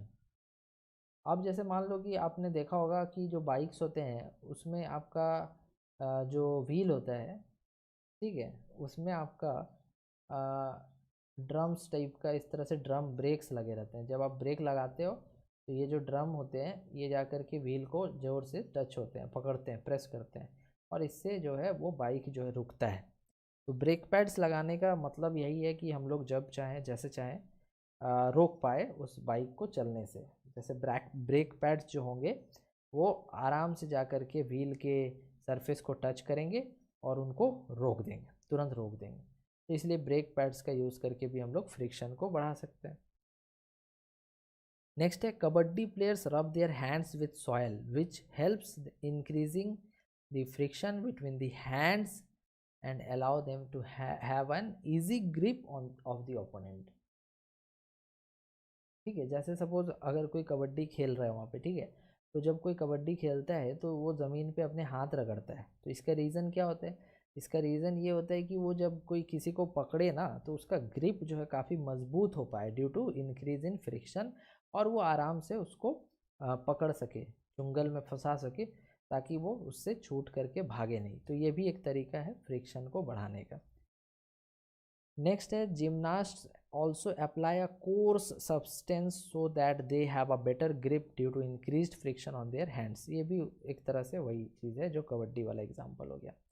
अब यहाँ पर डायग्राम दिया हुआ, जैसे पैटर्न जो ट्रेडेड व्हील्स हमने बताया ना उसका डायग्राम देखो यहाँ पे ये दिया हुआ, ताकि अच्छा ग्रिप बने ग्राउंड और इस टायर के बीच में, और ईजिली जो है ये अच्छे से स्मूथली रन कर पाए। वही पैटर्न जो बने थे हमारे सोल्स में, है ना, ग्रिप जो ये बने हैं ना, ये हमारे फ्रिक्शन को बढ़ाने में मदद करती है। तो ये सारे तरीके हैं, इनमें से आपको कुछ पॉइंट्स याद कर लेने हैं जो आप एग्ज़ाम में लिखोगे, ठीक है। और आप देखोगे दैट कि उसमें आपको मार्क्स क्या है, कितना मार्क्स का क्वेश्चन है, उसके अनुसार जो भी 2-4 पॉइंट है आप उसमें लिख करके आ सकते हो इंक्रीजिंग फ्रिक्शन का। अब हमारा जो, एक मिनट, हाँ हम लोग सही जगह पे।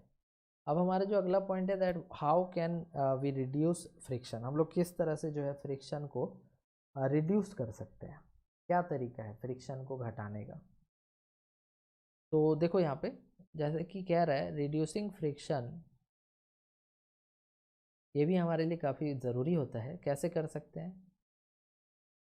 The powder is sprinkled over the carrom board to decrease the friction. जैसे आप लोग अगर कैरम बोर्ड खेलते होगे ना बच्चों, तो कैरम बोर्ड जब आप खेलते होगे तो उसमें आपने देखा होगा, या आप नहीं खेलते होगे, आपके भैया लोग तो ज़रूरी खेलते होंगे, तो उनमें देखा होगा कि आपका जो कैरम बोर्ड होता है उसमें हम लोग पाउडर ऐसे छिड़क देते हैं, पाउडर छिड़क देते हैं इस वजह से, ताकि जो होता है सरफेस जो है आपका कैरम बोर्ड का जो सरफेस है वो थोड़ा स्मूथ हो जाए, और जो उस पर जो स्ट्राइकर या जो भी उसके मीन्स गोटियां हैं वो आराम से उस पर स्लिप कर पाए, फंसे नहीं, रुके नहीं, आराम से इजीली इधर से उधर मूव कर पाए, तेज़ी से मूव कर पाए। तो इस वजह से हम लोग उस पर थोड़ा सा पाउडर छिड़क देते हैं। तो friction between the board surface and the striker decrease हो जाता है, ठीक है, स्मूथ हो जाता है सरफेस। उसके बाद क्या है, ग्रीज। ग्रीज क्या होता है? तो देखो यहाँ पे जैसे चेन में आप देखो यहाँ पे कुछ लगा रहा है ये, ठीक है, ये ग्रीस है। इससे क्या होता है कि जो फ्रिक्शन है वो डिक्रीज हो जाता है और चेन का स्मूथ मूवमेंट हो पाता है इस व्हील के ऊपर। तो grease is used in bicycles and other motors और different part of a machine to reduce friction and increase their efficiency. ये सेकेंड पॉइंट है जिससे आप फ्रिक्शन को कम कर सकते हो, डिक्रीज कर सकते हो। तो पहला पॉइंट समझ गए आप कैसे कर सकते हैं, सेकेंड पॉइंट भी समझ गए। थर्ड है कि oil is applied on the hinges of the door so that they can move easily. अब आपको कभी ऐसा याद होगा, कभी हुआ भी होगा आपके साथ ऐसा, दैट कि जब आप दरवाज़ा खोलते हो तो आपको एक चूँ चा की आवाज़ आती है, ठीक है। तो वो इस वजह से आती है क्योंकि वहाँ पर जो डोर होता है उसके हिंज जो लगे रहते हैं वहाँ पर थोड़ा सा कोरोजन टाइप का आ जाता है, जिसकी वजह से फ्रिक्शन बढ़ जाता है, तो वो आवाज़ आती है। अगर उस पर थोड़ा सा ऑयल आप डाल देते हो तो वो आवाज़ जो है ख़त्म हो जाती है। तो क्यों ख़त्म हो जाती है? क्योंकि वापस से ऑयल डालने पर वो वापस से स्मूथनेस उसमें बरकरार हो जाती है और फिर वो आराम से उसको घुमाता है, तो फिर वहाँ पर फ्रिक्शन जो है कम हो जाता है। तो oil is applied on the hinges of the door so that they can move easily. ठीक है, ये पॉइंट हो गया। तो इस तरह से तुम जो है ना फ्रिक्शन को डिक्रीज जो है कर सकते हो। बहुत सारे तरीके हैं, इसमें से कुछ आपको याद रखने। तो यहाँ पर क्या लिखा हुआ है कि applying substances like oil, grease, powder allows in smooth movement as they block the irregularities of the surface। तो जैसे आपने ऑयल लगाया, आपने ग्रीस लगाया या फिर आपने पाउडर लगाया, तो इससे हुआ क्या? इससे क्या हुआ? तो इससे ये हुआ कि जो भी वहाँ पर इरेगुलरिटीज़ है, मैंने शुरू में बताया था ना कि फ्रिक्शन क्यों आता है, due to the irregularities in the surface. तो जो भी वहाँ पर इरेगुलर सरफेस है, उसके जो गैप्स होते हैं, उसके जो इरेगुलर सरफेस होते हैं, जो रफ सरफेस होते हैं, वो थोड़ा सा भर जाता है ऑयल या ग्रीस या पाउडर डालने से। तो फिर वहाँ पर थोड़ा सा सरफेस का स्मूथनेस बढ़ जाता है, जो कि फ्रिक्शन को डिक्रीज कर देता है। The substances that can reduce the amount of friction between different objects are called lubricants। तो ये जो ऑयल, ग्रीस या फिर पाउडर जो आप यूज़ कर रहे हो, इसको हम लोग एक अलग नाम भी दे रखा है इसको हमने, और उसे हम कहते हैं लुब्रिकेंट्स। लेकिन कि कुछ भी कर लो, आप फ्रिक्शन को ज़ीरो लेवल तक जो है रिड्यूस नहीं कर सकते। ये सच्चाई है, आपको भी मानना है, मुझे भी मानना है। कुछ ना कुछ इरेगुलरिटीज़ जो है वो वहाँ पर सरफेस पर प्रेजेंट रह ही जाते हैं। ठीक है, तो इस वजह से आप फ्रिक्शन को पूरी तरह से ज़ीरो तो नहीं कर सकते हो। देखो, ये हमने यहाँ पर मोबिल लगा रहे हैं हम लोग यहाँ पे जो है ना, इसकी वजह से यहाँ पर जो व्हील जो ये पार्ट्स है मशीन के, वो आराम से जो है स्मूथली घूम सकते हैं। देख रहे हो ना कितना अच्छा लग रहा है। ऐसे गया इसमें, यहाँ पर ये फैलेगा पूरा और ये स्मूथ करेगा सरफेस को, ताकि आराम से जो है ना मूवमेंट हो पाए। उसके बाद है how wheels reduce friction. Wheels जो है वो किस तरह से फ्रिक्शन को रिड्यूस कर सकता है। तो we know that when an object rolls over a surface, rolling friction is produced which resists its motion on the surface, however its magnitude is lesser than the static and sliding friction। अभी शुरू में ही हमने बात किया था कि जो सबसे कम वैल्यू वाला फ्रिक्शन है वो कौन है। तो जो सबसे कम वैल्यू वाला फ्रिक्शन है वो हमारा है रोलिंग फ्रिक्शन। ठीक है, तो जब भी कोई ऑब्जेक्ट किसी पे रोल करेगा, किसी भी सरफेस पे रोल करेगा, तो वहाँ पर रोलिंग फ्रिक्शन लगेगा, जिसकी वैल्यू स्टैटिक और स्लाइडिंग दोनों से कम होती है। जिसकी वैल्यू स्टैटिक और स्लाइडिंग दोनों से कम होती है। तो व्हील्स जो है वो क्या करता है, किसी एक सेंटर पॉइंट के अबाउट, इसके अबाउट ये घूमता है इस तरह से, है ना। तो व्हील्स जो है वो दूसरे सरफेस पे रोल करता है। ठीक है, तो इस वजह से हमारा फ्रिक्शन वहाँ पर कम होता है और इसका मूवमेंट ईजी हो जाता है। तो इस वजह से हमारा जो व्हील है, व्हील हमारा फ्रिक्शन को कम मतलब करने में हेल्प करता है। तो मशीन के पार्ट्स में भी हमारा रोलिंग फ्रिक्शन जो है यूज़ होता है। कंटिन्यूसली मूविंग जो गोल गोल घूमते हुए मशीन पार्ट्स होते हैं, तो वहाँ पर रोलिंग फ्रिक्शन यूज़ होता है। तो इस वजह से हम लोग क्या करते हैं कि स्लाइडिंग फ्रिक्शन को जो है रिमूव कर देते हैं और उसके जगह पर रोलिंग फ्रिक्शन ला देते हैं। और हमारा जो फ्रिक्शन का जो बहुत सारा इफेक्ट है, जैसे कि heat loss, wear and tear of the machinery parts, ये सब ख़त्म हो जाता है अगर हम लोग वहाँ पर किसी तरह से रोलिंग फ्रिक्शन जो है इंट्रोड्यूस कर दें। और रोलिंग फ्रिक्शन इंट्रोड्यूस करने के लिए हमें व्हील्स का कॉन्सेप्ट वहाँ पर अप्लाई करना होगा। व्हील्स लगाने पड़ेंगे जो रोलिंग फ्रिक्शन को प्रोवाइड करेंगे वहाँ पर। ठीक है,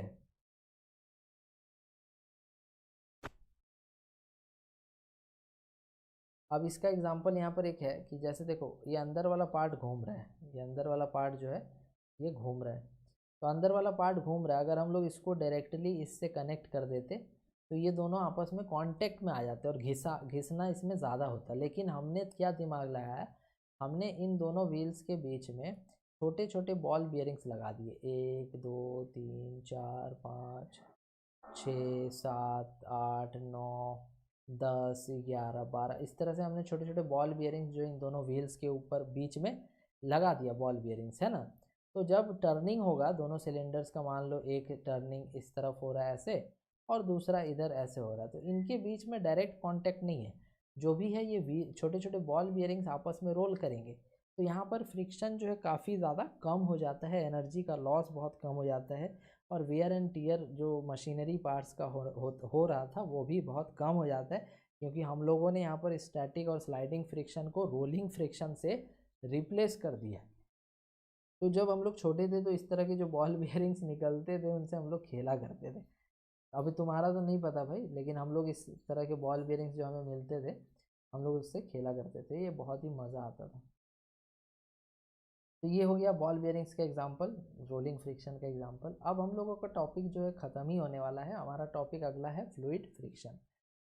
जैसे कि कोई भी इंसान अगर स्विमिंग कर रहा है आगे की तरफ, ठीक है, ऐसे स्विमिंग कर रहा है ये, तो पानी जो है इसको अपोज करता है, पानी इस तरह से फ्रिक्शन दे करके पीछे की तरफ फ्रिक्शन दे करके, वाटर का जो फ्रिक्शन है वो पीछे की तरफ लग रहा है, इसको चाहता है कि आगे जाने ना दे, इसके मोशन को हम लोग रोक दें। तो इस तरह का फ्रिक्शन जो होता है उसे हम लोग फ्लूइड फ्रिक्शन के नाम से जानते हैं। तो air, water and other liquids collectively called fluids, ये तो मैंने तुम्हें पहले ही बताया कि जो एयर है, वाटर है या कोई भी तरह का लिक्विड है उन्हें हम फ्लूइड्स कह सकते हैं, क्योंकि फ्लूइड्स का डेफिनेशन ही होता है anything which can flow, anything which can flow. तो यहाँ पर ये सारे एक साथ फ्लूइड्स कहलाते हैं। They also exert a frictional force on the object that travels through them. अब यहाँ पर जो ऑब्जेक्ट हमारा ट्रैवल कर रहा है, जो भी ऑब्जेक्ट हमारा यहाँ पर ट्रैवल कर रहा है वो मैन है। तो मैन क्या है, मैन यहाँ पर एक ऑब्जेक्ट है जो आगे की तरफ ट्रैवल कर रहा है, तो इसके ऑपोजिट डायरेक्शन में हमारा फ्लूइड का फ्रिक्शन या वाटर का जो फ्रिक्शन है वो लग रहा है और इसके मोशन को अपोज किया जा रहा है। बात समझ रहे हो। नेक्स्ट, तो such a friction is called fluid friction और ड्रैग भी कहते हैं। The amount of frictional force by a fluid on the object depends upon the following. अब ये जो फ्रिक्शनल फोर्स यहाँ पर लग रहा है वो कितना होगा, कैसा होगा, वो किस पे डिपेंड करेगा, इसकी बात भी यहाँ पे करनी है कि the speed of the object with respect to the fluid. अगर ऑब्जेक्ट बहुत ज़्यादा तेज चलेगा, ऑब्जेक्ट बहुत ज़्यादा, मैन बहुत तेज़ी से अगर स्विम करेगा, तो वहाँ पर जो फ्रिक्शन होगा फ्लूइड का वो भी उतना ज़्यादा लगेगा। तो यहाँ पर क्या लिखा हुआ है, the speed of the object with respect to the fluid. पानी में आदमी कितना तेज तैर रहा है, कितना तेज कोई भी ऑब्जेक्ट किसी फ्लूइड में ट्रैवल करता है, उस पर हमारा फ्लूइड का फ्रिक्शन डिपेंड करता है। दूसरा है नेचर ऑफ द फ्लूइड, मतलब हमारा फ्लूइड का नेचर कैसा है। ठीक है, अभी ये विस्कोसिटी थोड़ा तुम्हें समझ ना आए, लेकिन tendency to resist the flu, nature of the fluid मैं समझा देता हूँ। जैसे कि सपोज करो एक फनल ले लो और उस फनल में तुम भर दो हनी, और एक सेम फनल और एक ले लो, सेम फनल, और उसमें तुम भर दो वाटर। देखना ये हनी थोड़ा धीरे धीरे नीचे आएगा, लेकिन वाटर जो है फटाक से नीचे भर जाएगा। तो ऐसा क्यों हुआ, क्योंकि ये वाटर जो है ये अलग तरह का लिक्विड है और ये जो हनी है ये अलग तरह का लिक्विड है, दोनों के थिकनेस में डिफरेंस है। ठीक है, जिसकी वजह से हम कहेंगे कि इनका जो नेचर है फ्लूइड का अलग अलग है। ये जो फ्लूइड है ये ज़्यादा थिक है, यहाँ पर हमारा जो हनी है इस केस में हमारा जो फ्रिक्शन होगा वो ज़्यादा होगा, ये धीरे धीरे नीचे आएगा, लेकिन वाटर में फ्रिक्शन कम है, ये आराम से जो है ना फनल के थ्रू नीचे आ जाता है।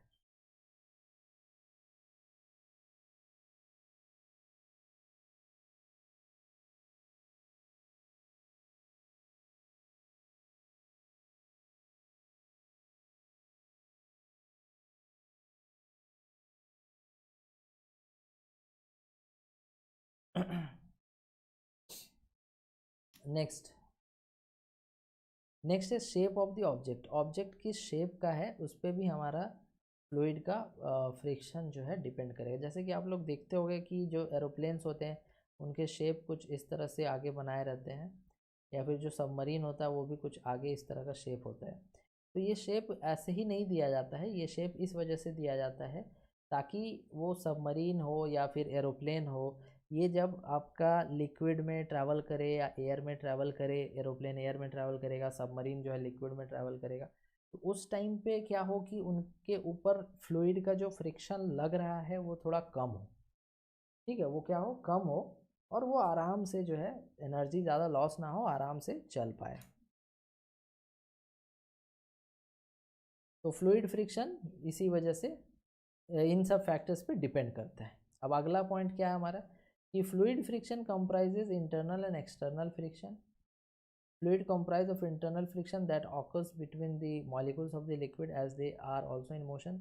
The viscosity of a liquid therefore depends upon the internal friction. देखो ये तुम अगर नहीं भी समझते कोई बड़ी बात नहीं है, बट मैं समझाऊंगा यहाँ पे।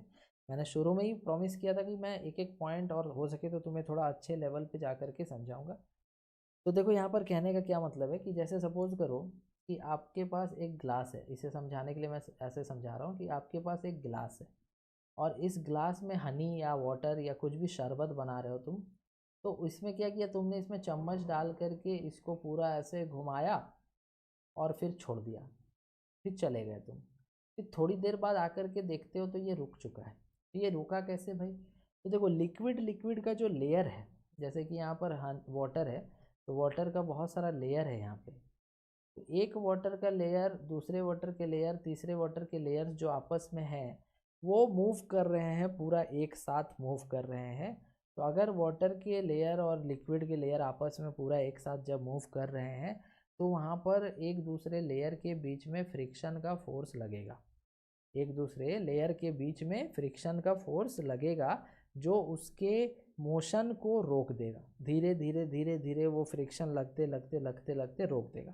तो यहाँ पर जो इंटरनल फ्रिक्शन कह रहा है, इसका ये मतलब है कि जो लिक्विड के मॉलिक्यूल्स होते हैं वो भी आपस में मोशन में होते हैं, तो एक दूसरे को घिसते हैं, एक दूसरे पे फोर्स लगाते हैं, एक दूसरे पे फ्रिक्शन लगाते हैं। ठीक है, तो यहाँ पर जो फ्लूइड का फ्रिक्शन है वो इंटरनल फ्रिक्शन का मतलब ये हो गया कि जब भी आपका लिक्विड मोशन करता है तो जो लिक्विड के मॉलिक्यूल्स होते हैं, जिन मॉलिक्यूल से लिक्विड बना होता है, उनके बीच में भी फ्रिक्शन का फोर्स जो है लगता है। और एक्सटर्नल फ्रिक्शन क्या है? तो फ्लूइड फ्रिक्शन समझ गए, फ्लूइड फ्रिक्शन में इंटरनल फ्रिक्शन किसको कहा। अब एक्सटर्नल फ्रिक्शन क्या है? तो an external friction in a fluid is the force exerted by the fluid on the object that flows through it. ये आसान है कि जैसे कि लिक्विड में मान लो कोई आदमी तैर रहा है, स्विमिंग कर रहा है, तो वहाँ पर उस ऑब्जेक्ट पे लगने वाला फ्रिक्शन, जो लिक्विड जो उस ऑब्जेक्ट पे जो उस मैन पे जो लिक्विड फ्रिक्शन लगा रहा है, उसको हम लोग एक्सटर्नल फ्रिक्शन कह रहे हैं। ठीक है, ईजी है। नेक्स्ट पॉइंट क्या कह रहा है, थोड़ा पढ़ते हैं। An object travels in a fluid, it loses its energy in order to overcome the fluid friction, hence things that can actually easily flow in fluids have special shapes. तो ये तो मैंने अभी थोड़ा देर पहले ही एक्सप्लेन किया था, मैं फिर से बता रहा हूँ कि अगर कोई ऑब्जेक्ट ट्रैवल कर रहा है किसी फ्लूइड में, वाटर में, एयर में, है ना, तो ये कंटिन्यूसली जो है एनर्जी लॉस करेगा। अगर ये कंटिन्यूसली एनर्जी लॉस करेगा due to the fluid friction, तो उसको एक स्पेशल शेप देना होगा। स्पेशल शेप देने की वजह से क्या होगा कि वो एक स्पेशल शेप होने की वजह से ईजिली जो है ना किसी भी फ्लूइड में वो आराम से जो है फ्लो कर पाएगा।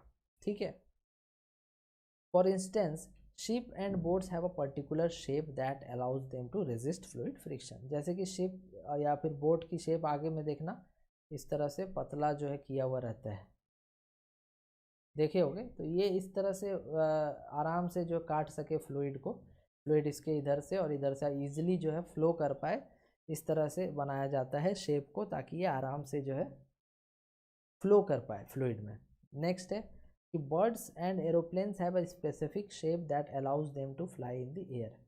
बर्ड्स का भी शेप जो है वी शेप होता है, एरोप्लेन्स का भी शेप वी शेप होता है, ताकि वो आराम से चीरता हुआ फ्लूइड को, एयर को, आराम से वो आगे बढ़ता रहे और उसको बहुत ज़्यादा मशक्क़त ना करनी पड़े, बहुत ज़्यादा एनर्जी का लॉस जो है ना हो।